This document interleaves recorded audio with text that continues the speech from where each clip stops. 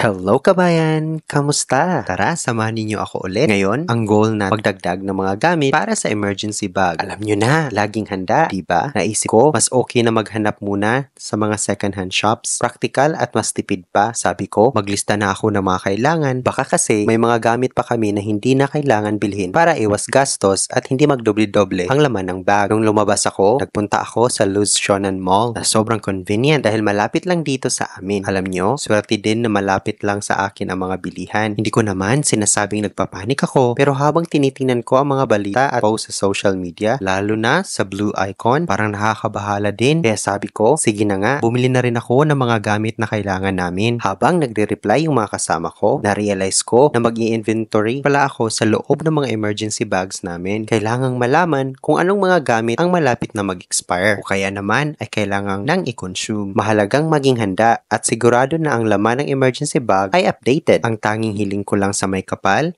sana ay mapalayo tayo sa anumang sakuna. Mas maigi na ang handa, pero ang dasal ko, sana hindi naman kailangan gamitin ang mga ito. Pray for Japan. Lagi tayong mag-ingat, kabayan. Yun lang. This is Frank in Japan. Kabayan, padayon lang.